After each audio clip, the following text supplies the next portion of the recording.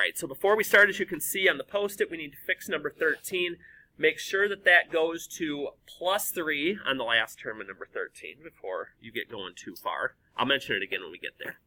So let me get that out of the way. So, okay, post-test. This looks exactly like what you are going to see tomorrow.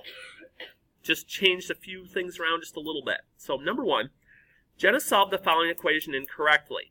Tell what the error is and solve the problem. Okay, again, it says it's incorrect. Do not write she did it right. That's not going to work. So, what I would suggest pondering with a problem like this is, since you have to show the correct work and solution anyway, I'd just do the work from the start and then figure out what she messed up later. So this is going to be one of those problems where it's going to be some little detail that Jenna forgot. Hopefully we don't forget it. So I got to distribute to both terms. Half of 2 is 1.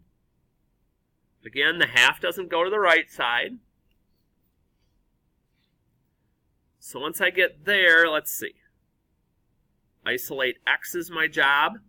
So I'd add the 1 over. And then comes our moment of truth. On the first one of these, I mentioned you could divide by 1/2, but that a lot of people, for some reason, think dividing by 1/2 is the same as dividing by 2. So my suggestion still is going to be to multiply both sides by the reciprocal of 1/2, which would be 2 over 1. Because then those all go away, which is a good thing.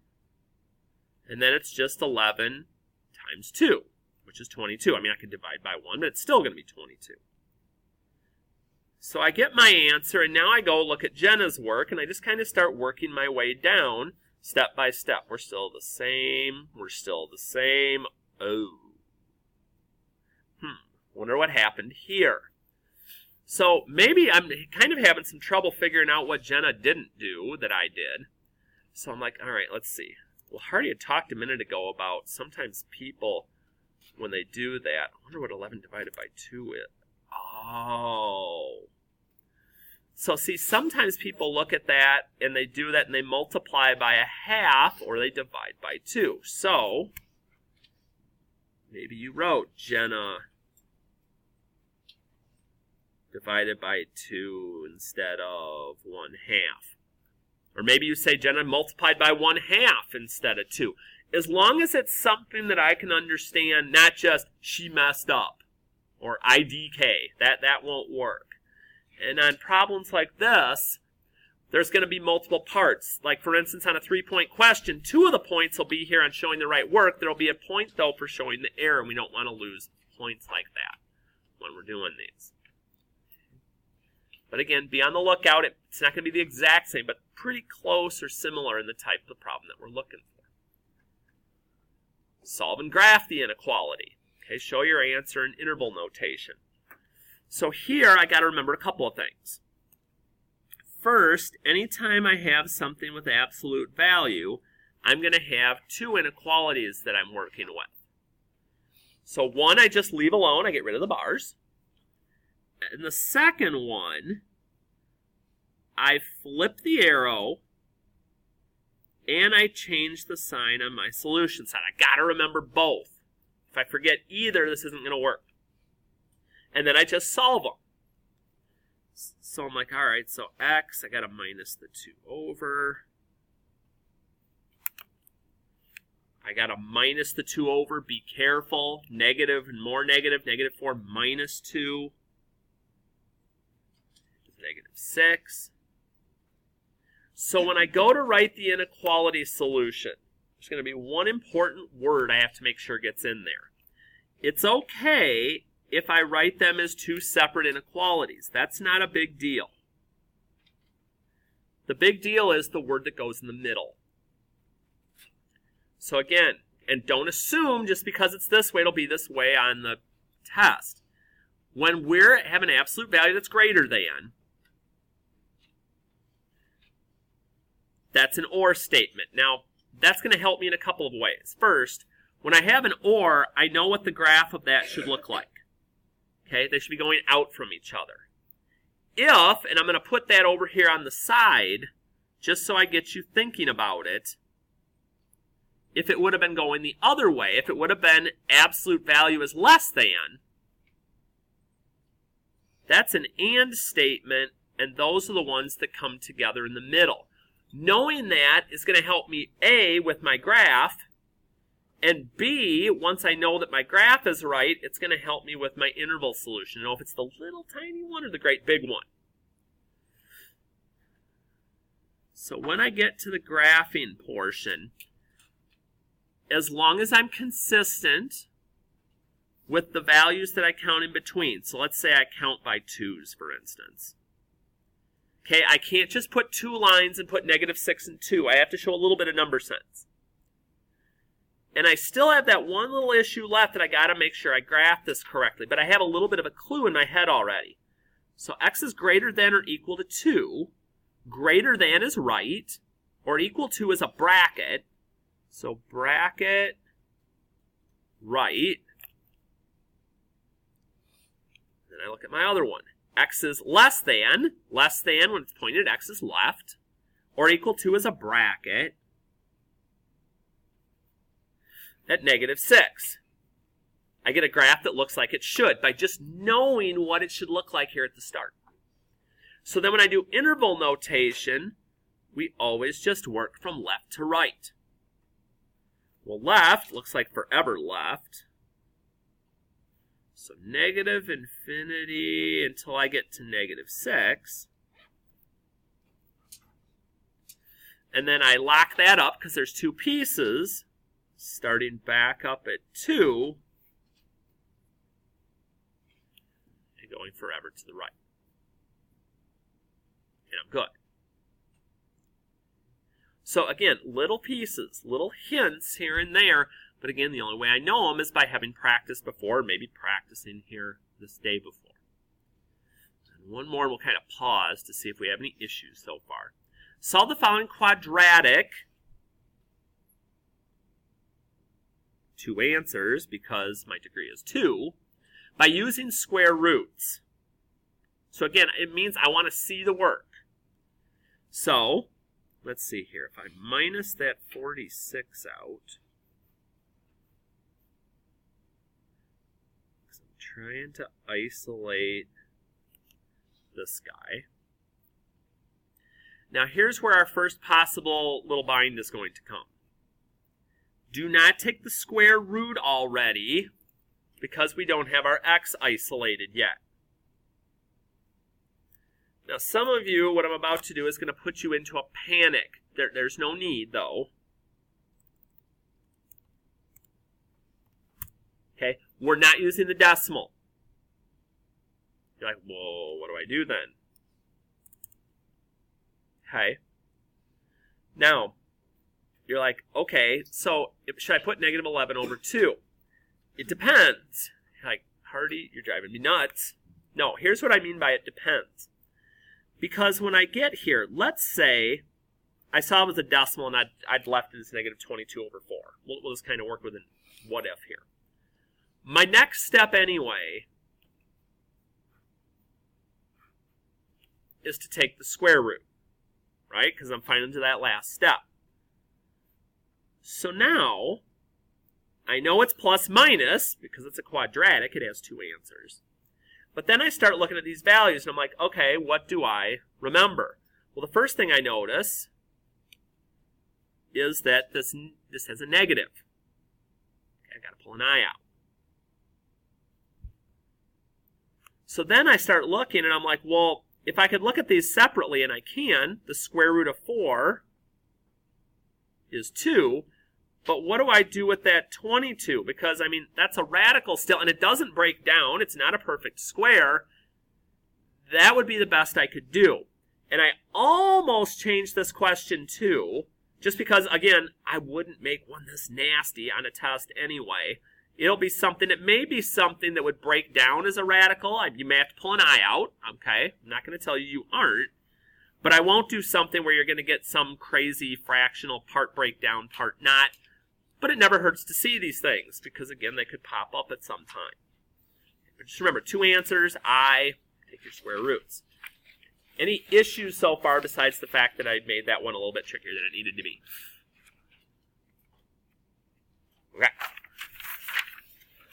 on we go. All right, using technology, find the zeros to 2 decimal places. Okay, so we have permission to use decimals. So, get my y equals. And again, if you get something screwy going on here, you get here that day, somebody's got a picture in the background, the tables are all messed up, reminder of a couple of things, okay? When you hit window, your window should look like this. Your minimums should be at -10. Your maximums should be at +10, okay? But if if something doesn't work out with that, you need it fixed, let me know. Don't put I couldn't figure it out. So let me get back to y equals here. So x squared plus x minus 12. So I'm going to hit my graph because I want to see what's going on here first. Now, I know that a lot of the time when we're finding zeros, remember we always use second trace 2. But look at the graph for a minute. I notice when I'm looking at the zeros, it almost looks like they're going through whole numbers. It almost looks to me like I've got one at -4 and I have one at 3. Is there a way I could check without doing all of this? Yes. Okay, I could go to second graph. I could go to my table. And if you notice there's y values of 0, those x values are your zeros. So here, -4 would be a 0. And so would 3, just like I was figuring before. Now, what if that didn't happen? What if I forgot that? Would I be okay still? Sure. I can still do second trace. I can still go down to 0. I can still do it the way that I always have. And then use my left or right buttons to get my cursor guy to show up. There he is. And just like we've done before, once I get close, I just do 1, 2, 3 to the left, enter, get my left bound, 1, 2, 3 to get back where I started, and 4, 5, 6, enter. There's my 2 boundary lines. I'm trapping in my 0, and I can find it this way. There's my first one, -4, and I'd get the same thing if I worked my way over to the right with second trace. I'll just do this one quick. Hold down my right arrow to hurry up and get there. And once again, once I got there, but I've got to start the second trace 2 over again. 1, 2, 3 to the left, enter. 1, 2, 3, 4, 5, 6 to the right. Make sure your bound arrows are trapping it in. And there's my other 0 at 3. Okay, so you do have options. You can look at the chart if it looks like a whole number. But if it doesn't, just use second trace and that 2 to get there. So both of them are actually using the technology. Just got to make sure we get that value. Okay, functions. This has been fun for some of you. Okay, here's my 2 functions. Find f of x minus g of x. Strongly suggest that you write it out, but here's the biggie. That second quantity that you're subtracting, use parentheses. Because that's going to remind you that that minus doesn't just go to the x squared, which is all you're going to use it for if you forget them, but also to the 8. So I've got 5x plus 4 minus x squared minus 8. And then I still have to combine my like terms. And typically we write them in standard form, which means I use the biggest exponent value first. Then I go to x.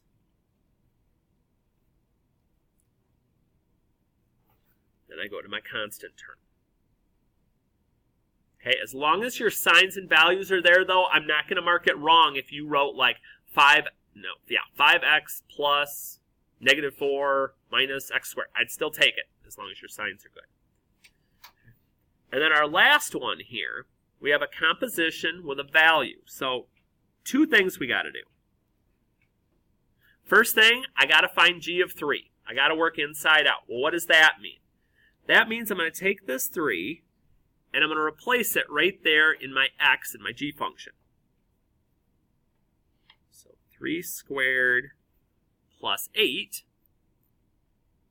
So 9 plus 8 is 17. Now what I do, since I know now that that actually equals 17, my second job is now to find f of 17, f of the answer I got in the first part. So there's my f function. Replace the x with the value. Work that out and get your answer. So inside out. Inside, outside, plugging the individual values in. And no, I won't put a composition in here of f of g of x tomorrow. It will be a numeric value there, just to put a little more at ease. All right, consider the function f of x. Remember, f of x is a fancy way of saying y equals. Find the inverse function. Okay, when we do inverses, rule number 1, switch the x and y values.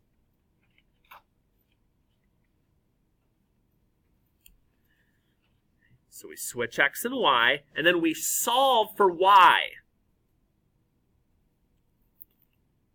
So I got to get the minus 3 out of there. So I'm going to add it to the other side.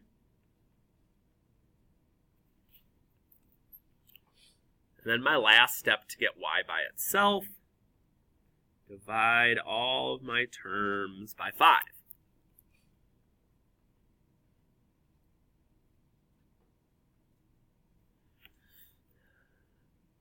Now, would it be okay? You're like, what if I didn't do it all that way? What if I did it like this? Is that okay? Sure is. Either one would work. Because then, when it says graph the original and the inverse on the plane below, how you're going to graph is going to be up to you. If you're good with your slope-intercept form, you go, yeah, I can do this because -3 is my y-intercept. And 5 is my slope. 1, 2, 3, 4, 5 over 1. 2, 3, 4, 5 over 1. 2, 3. That's fine. But if for some reason that's a struggle and you're kind of like, this might screw me up, okay? If you need to, it's not a terrible thing. Let's see here, 5x minus 3. Okay. To go in here, pull up the chart, and then just find the values on there that actually fit on my graph. Because there's -1, -8. There's 0, -3. There's 1, 2.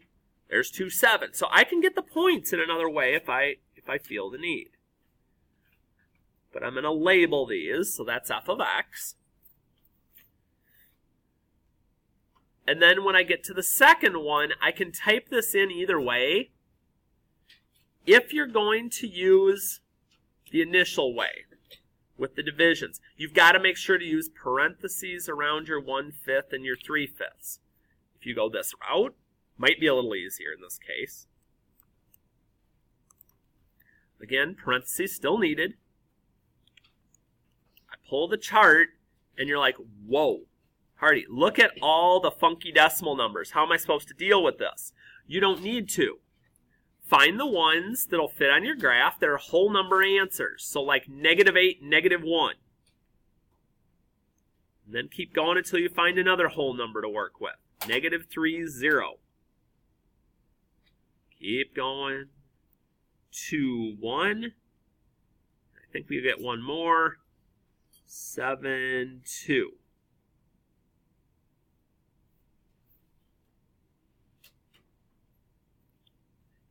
So whether you're comfortable with slope-intercept or you need the calculator, as long as I type them in carefully and just use the chart to get my whole numbers, shouldn't be a big deal. But you've got to label either with colors, I'll have colors available, or by saying, f of x, f -1, or you could write original inverse. I don't care, but label them. Label them, label them, label them, label them, label them. Issues. Okay, and again, if this is one of those and you haven't done a lot of work on that post-test 1, post-test 1 might be a good route for you to be able to get a little extra practice too. All right, sticking with our functions. State the domain and range, then determine whether it's a function. Be careful. Like, why am I being careful? Domain, we have gotten so used to everything being negative infinity to infinity that sometimes we don't even look at the graph. Here, I see there's an arrow on the right. So positive infinity, absolutely. Is there an arrow on the left? There's not. This graph stops right here. So, what's my x value at that point? -6. Okay, now, could it be 2 arrows tomorrow? Sure. But you've got to be ready. Okay, range, same idea. I see this arrow going up forever. What's the y value at my lowest point? -5. Okay, it doesn't have to be at the same place the x value was. So again, pay attention to know what you're doing on that. Now, if something's a function, what test do we use to see if something's a function or not? Ooh, see, this is why I like typing these. I'm hearing horizontal and vertical. Now, they each have a purpose, so let's talk for a second about what purpose each one has. Just seeing if something is a function is going to be the vertical line test. Okay, I'm going through to make sure that no matter where I'm at, I'm only crossing through one point of my graph at any particular place, which is true. Okay? Horizontal line test tests if the inverse is a function. I'm not going to ask you that on here. I'm going to be asking if whatever's here is a function. So you're going to be using vertical, up and down. It's that test, okay? But good question. I'm glad we're working with that. All right. Back to the calculator, more than likely, we are going to go for number 9. Jenna shoots an arrow upward. The height of the arrow is given by this equation. So, let's pull this back up. Get this typed in. And again, little things like remembering the negative and stuff. Kind of important. Okay, so we'll look at the graph here for a second. You're like, well, wow, that doesn't show me very much. Oh, way out here. Now, luckily, we're not looking for zeros. Okay, all it tells me to do is complete the table to show the heights at the given times. Okay, I can handle that. Second graph. Here's the table. So at 3, my height's 249. At 4, it's 267. And at 5, it's 253. Find the average rate of change in height from t equals 4 to t equals 5. Okay? Remember, average rate of change. We like to call this our air quote slope. Because again, it's not slope because it's quadratic. It's not linear. But what are we going to do? We're looking for the change in y. In other words, we're going to subtract the y values over a change in x. You're like, yeah, but which one's which? Remember, time is x, height is y. So here's all you're really being asked to do. Take the y value at 4, 267, minus the y value at 5, 253. And then the x values are just the seconds at those, the 4 and the 5. So subtract the y values at 4 and 5, subtract the x values at those times. And then whatever you get, if you're going to type it in the calculator again, parentheses or do them separately.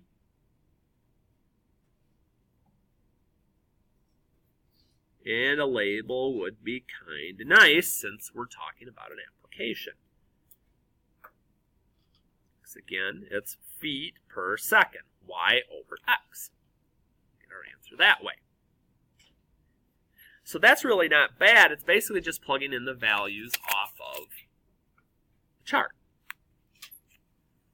So then we keep going here. Man, Jenna's doing a lot. We got Jenna. We'd never have an idea who might have wrote this. Not me. So, Jenna graphed the following absolute value function incorrectly. What did she do wrong? Okay, so let's figure out a couple of things here. If this is the expression I was supposed to be graphing, where should the vertex of this be? Okay, 1, 6. Because when I'm graphing these, my vertex is at HK. In other words, it's at the opposite of this value. The opposite of -1 is 1, and then 6. Well, then I look at Jenna's. Jenna's vertex looks like it's at 1, 4. So what did she do wrong? Well, vertex at 1, 4, not 1, 6. Okay, simple enough thing to say what's wrong and fix it. Won't work out too bad. So then as I flip, though, I got to kind of keep things in mind here a little bit. Now, whoa, come back down here, Harty. Graph the function correctly. Okay, so we just got done saying the vertex is at 1, 6. You're like, but how do I get the other points? Remember, my A value here is my air quote slope, which means that's how much I go up and over. So up 1 over 1, but I do it both directions since it's absolute value. And I get that little V shape. And I can connect the dots. Again, absolute value V shape. Do not make a parabola. That would be squared. Okay, I'll look for little things like that. All right, bump a little here. Graph the following polynomial function. Identify zeros. Show the end behavior. Okay, time to play on the calculator some more. X to the third. Right arrow so I get out of my exponent. All right, let's take a peek here first. All right, it's like a hyperbola. Now again, to make a little more accuracy, I'm going to go to the table, and any values that I see in the table, -3, 4, -2, 1, 4, 0, -5, 1, 4. And then they kind of go haywire. Because that way when I look at my picture, it's not going to be perfect, but I still am going to have a pretty good idea of what everything's going to look like. Okay, so find the zeros. Now again, I would take a second. I'd look at the chart just to make sure I didn't see any y-valued zeros. I don't. So on this one, I noticed that there's 1, 2, 3 places. Having 3 blanks doesn't hurt either. So second trace 0. We've chatted about this earlier. Normally I'll scroll all the way over to the one on the left here. Get as close as I can, and you know the drill. We're going to get 3 shots at doing this. 1, 2, 3 to the left, enter. 1, 2, 3, 4, 5, 6. Enter, enter. So -3.90. And I do it again. Second trace, 0. Get as close as I can to the second one. Same thing. 1, 2, 3 left, enter. 1, 2, 3, 4, 5, 6. Enter. There's my borders trapping it in. Enter. -1.81. One more time.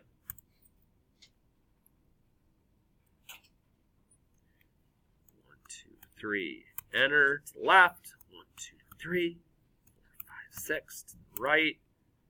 Enter twice. And we get a 0.71. Like, whew. End behavior. Reminders. When x is going to negative infinity, x is going to the left. Find the arrow that's furthest to the left. Whatever direction it's going, down. Use that symbol to show that. We don't use words, we use infinity and negative infinity. As x goes to positive infinity, as x goes to the right, there's the arrow furthest to the right. It's going up. Positive infinity. And we're set. So it's just kind of finding those pieces and working your way around a little bit to see how these work. Okay, oh, to our buddy. Algebra 2 F word, factoring. Here we come. Okay, here, straight up normal diamond problem. This one should fly. Multiply to negative 20, add to 1, which basically means there's one of each sign, because I have a negative. It means the positive will be bigger, and then it's two numbers that multiply to 20 that are 1 apart. What would those be? 5 and 4. Bigger numbers, the positive. I'm done. When we get up to this next one,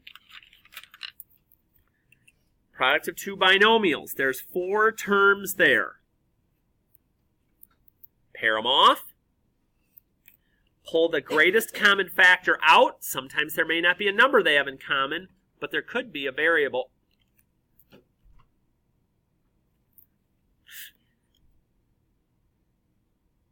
You're like, wait a minute, why is he changing that again? That's the one we fixed on number 13 again below that I hadn't fixed up till now. So pull out my x squared, my smallest exponent value. I have 2x minus 3 left.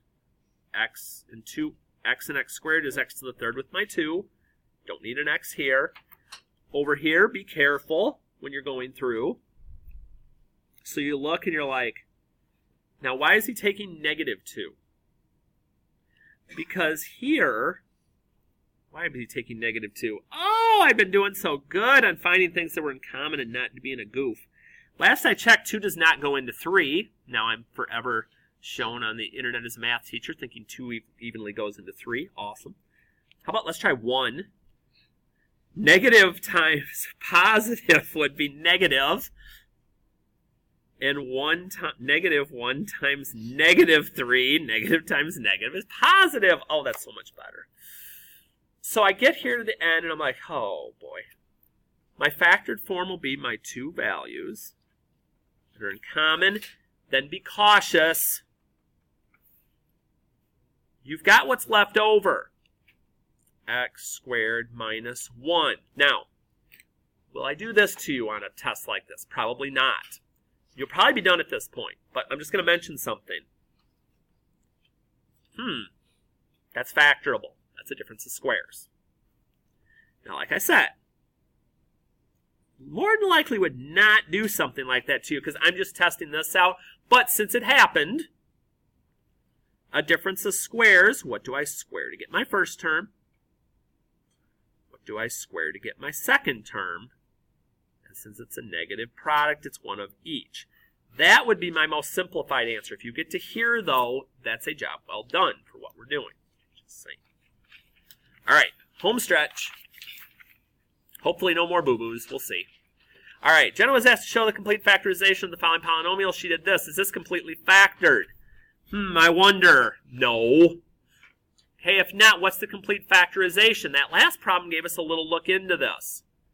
Those are both perfect squares, which means that's factorable because it's a difference of squares. Whatever I square to get the first term, x. Whatever I square to get the second term, 4. And it's a negative product. And I'm set. And then our last, okay, we're back to completing the square to rewrite the following quadratic. Remember with this, it's all about b. Take your b, cut it in half, divide it by 2, square it using parentheses.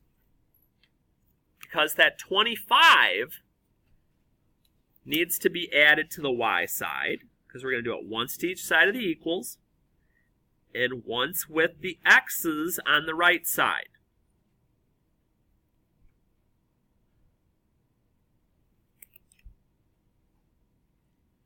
Once I have that, and I know I got some speed demons that like to go fast with these and skip steps, but I'm telling you, it's worth your while to write it out.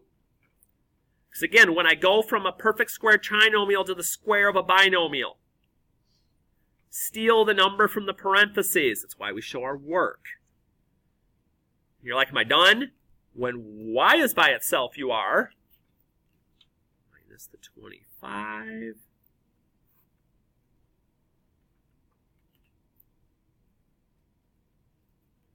Y is alone. I could get a vertex out of this if I wanted to.